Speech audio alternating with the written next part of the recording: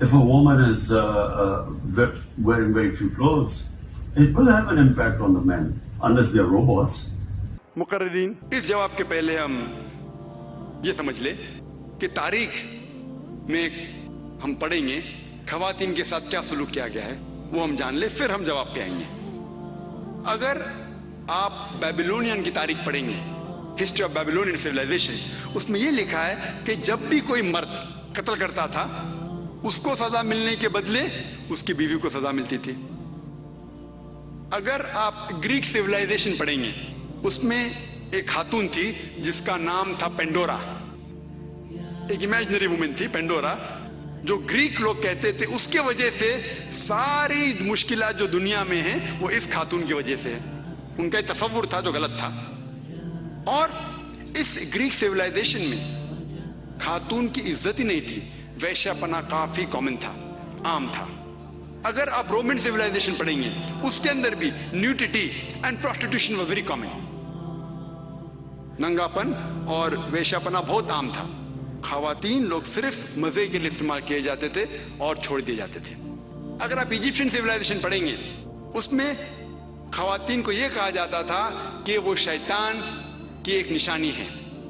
अगर आप अरब सिविलाइजेशन पढ़ेंगे, कुरान नाज़िल होने के पहले अरबिस्तान में ये हाल था कि अक्सर जब कोई लड़की पैदा होती थी उसे जिंदा गाड़ दिया जाता.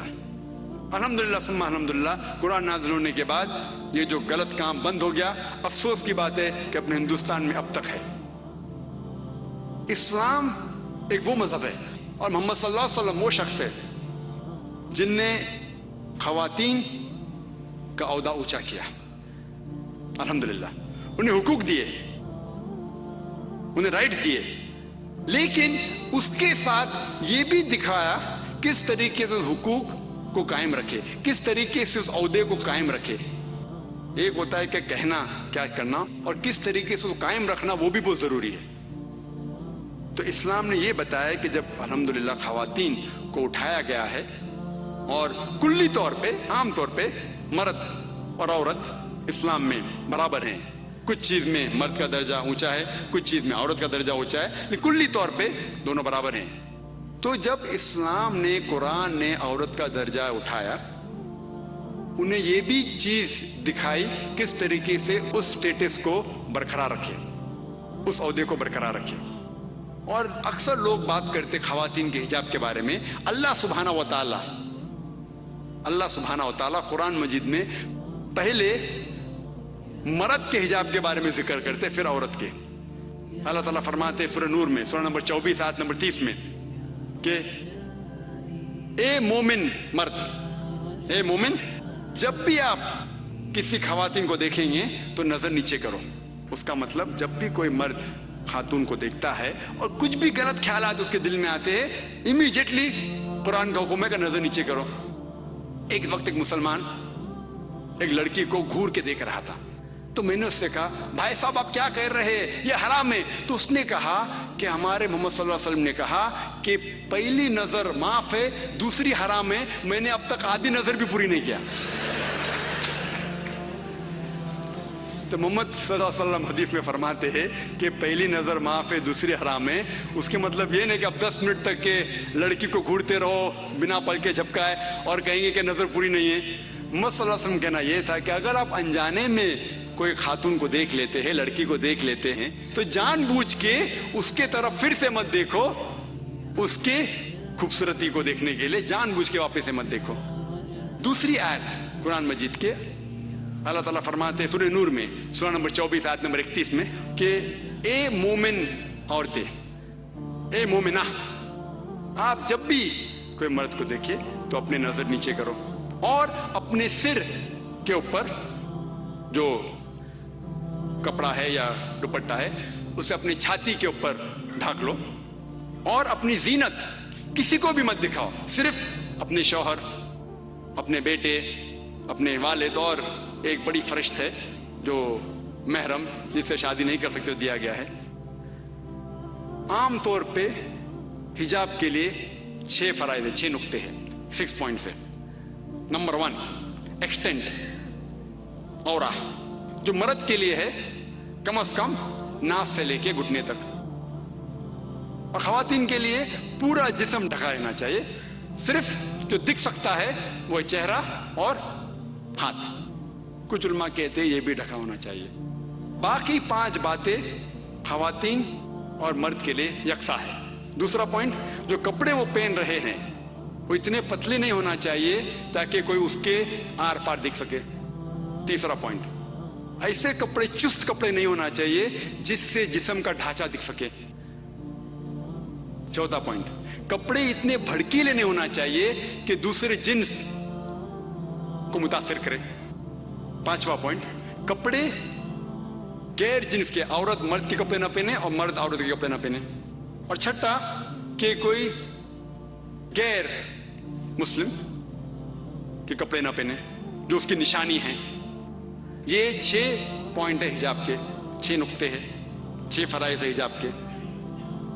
اور اللہ سبحانہ وتعالیٰ فرماتے سورہ احزاب میں سورہ نمبر 33 آیت نمبر 59 میں، یا نبی کہہ دو اپنے بیٹیوں سے، اپنے بیویوں سے اور مومنہ سے، مومن خواتین سے، کہ جب بھی وہ باہر جائے تو جلباب پہنے، اپنے آپ پہ اوڑھ لے جلباب، تاکہ لوگ انہیں پہچان سکے اور انہیں پریشان نہ کرے. People will not molest them، کہ لوگ انہیں پہچانے اور ان کی عزت سے نہ کھیلے. مثال کے طور پہ اگر دلی کے سڑک پہ مثال کے طور پہ 2 جڑواں بہن جو بہت خوبصورت ہے، بہو خوبصورت ہے، بہت خوبصورت ہے، 2 جڑواں بہن چل رہے ہیں دلی کے سڑک پہ. ایک جڑواں بہن پہنے ہوئے اسلامک لباس، پورا جسم ڈھکا ہوا ہے، صرف چہرہ اور ہاتھ دکھ رہا ہے. اور دوسری بہن پہنی ہوئی مغربی لباس، منی اسکرٹس یا شارٹ، مغربی لباس تو منی اسکرٹس یا شارٹس جو تن کو کم ڈھک رہا ہے اور دکھا رہا ہے زیادہ.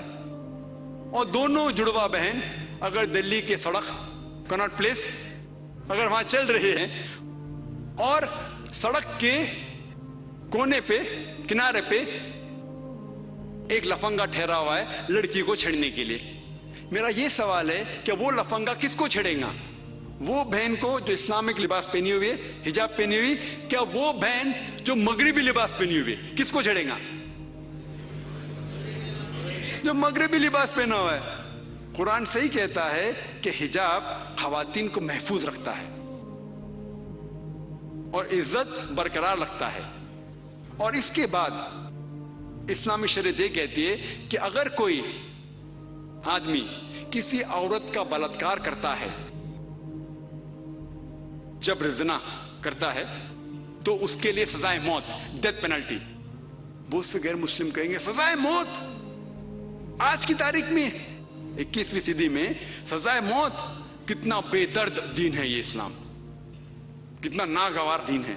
لیکن میں سوال پوچھا ہوں ہزاروں غیر مسلم سے، اب بھی پوچھ رہا ہوں کہ مثال کے طور پہ خدا نہ کرے کوئی آپ کی ماں یا آپ کی بہن کا بلاత్కాر کرتا ہے اور وہ بلاత్కాر کرنے والے کو آپ کے سامنے لایا جاتا ہے اور آپ کو جج بنایا جاتا ہے، آپ کیا سزا اسے دیں گے؟ اور 100% مجھے جواب یہ ملا کہ سارے غیر مسلم نے کہا کہ ہم اسے سزائے موت دیں گے. کچھ غیر مسلم نے یہ بھی کہا کہ ہم اسے تڑپا کے ماریں گے.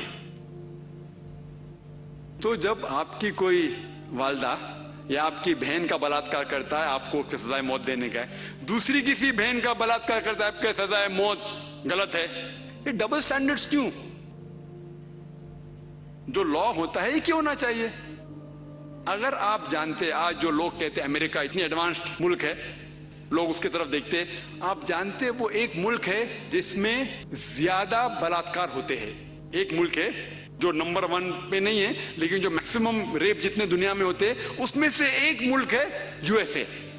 FBI کے اسٹیٹسٹکس کے حساب سے 1991 کہ FBI کے اسٹیٹسٹکس کے متعلق اس میں لکھا گیا ہے کہ ہر روز امریکہ میں 1756 بلاత్కాر ہوتے تھے. 1996 کے اسٹیٹسٹکس کے حساب سے 1996 کے اسٹیٹسٹکس کے حساب سے US crime department of justice وہ کہتی ہے کہ 1996 میں ہر روز آن ایوریج ہر روز 2713 بلاत्कार ہوتے تھے. 91 میں 1756, 96 میں 2713. امریکن لوگ اور ذرا زیادہ بولڈ ہو گئے اور ہمت والے ہو گئے. ہر روز 2713 یعنی ہر 32 سیکنڈ میں ایک بلاत्कार ہوتا ہے امریکہ میں آج کی تاریخ میں. ہم اس آڈیٹوریم میں لگ بھگ 2 گھنٹے سے ہیں. 2 گھنٹے سے جب سے ہم اس آڈیٹوریم میں ہیں 200 بلاत्कार امریکہ میں ہو بھی چکے ہوں گے. میں آپ کو یہ پوچھنا چاہتا ہوں, اگر ہم اسلامک شریعت لاگو کرے امریکہ میں کہ کوئی بھی مرد کوئی خواتین کو دیکھے اور کوئی بھی غلط تصور اس کے دماغ میں آیا, اسے اپنی نظر نیچے کرنا چاہیے. اس کے بعد خواتین سارا جسم ڈھکے, صرف چہرہ اور ہاتھ چھوڑ کے, اور اس کے بعد اگر کوئی مرد بلاत्कार کرتا ہے سزائے موت. میں یہ پوچھنا چاہتا ہوں کہ امریکہ میں بلاत्कार کی فیصد بڑھیں گی, وہی رہیں گی, یا گھٹیں گی؟ گھٹیں گی. آپ اسلامی شریعت لاگو کرو اور امیڈیٹلی آپ کو ریزلٹس ملیں گے. اور جو ایکس ہوم منسٹر تھے LK اڈوانی, ابھی نہیں ہیں, اس دیش کے ہوم منسٹر تھے, ان نے تجویز کی تھی, ان نے کہا تھا گورنمنٹ سے کہ بلاत्کار کرنے والے کو ڈیتھ پینلٹی ملنی چاہیے. اور میں الحمدللہ انہیں کانگریچولیٹ کیا. LK اڈوانی جو ہوم منسٹر تھے, ابھی نہیں ہیں, ان نے کہا تھا چند سال پہلے کہ بلاत्کار کرنے والوں کو سزائے موت ہونا چاہیے. اور میں ان کی اس بات پہ سہمت ہوں. باقی بات سے شاید سہمت نہیں ہوں, بٹ اس بات پہ تو سہمت ہوں. اور انشاءاللہ جو اگلے ہوم منسٹر آئیں گے وہ یہ کہیں گے کہ خواتین کو حجاب بھی پہننا پڑے گا انشاءاللہ.